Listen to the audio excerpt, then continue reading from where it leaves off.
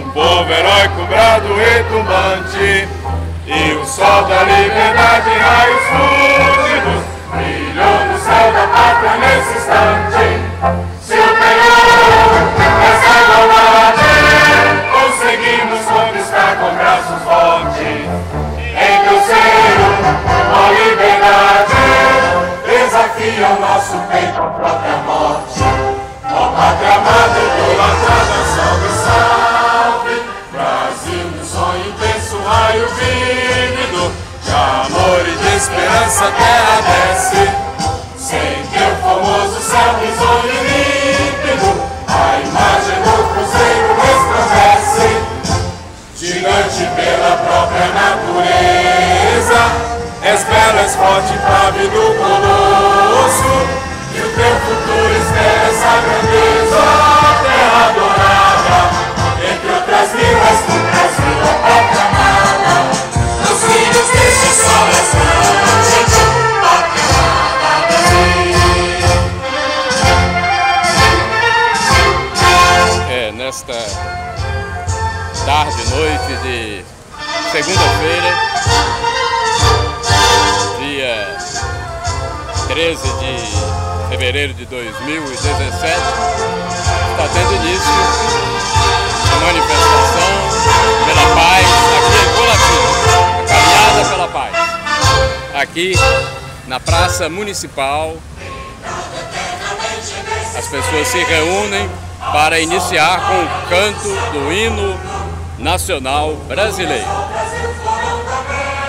Temos então que um grande número de pessoas presente, e nada melhor então do que o hino nacional para iniciar uma manifestação pela paz, devido ao movimento de paralisação dos policiais militares, que hoje completa 9 dias. Sabemos que em Colatina alguns policiais militares já retornaram ao trabalho em número de 50, segundo foi divulgado hoje, nesta segunda, mas ainda tem um grande contingente fora das ruas. Então essa é uma manifestação para que a paz reine, a paz prevaleça.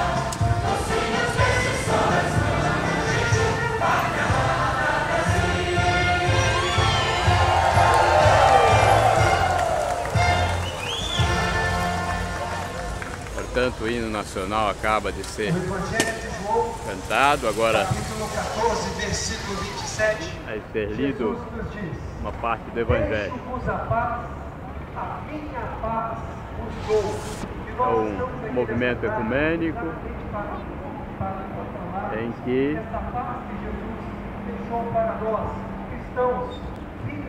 a Igreja Católica participa, mas também outras denominações, a OAB, a CDL, são órgãos da entidade organizada.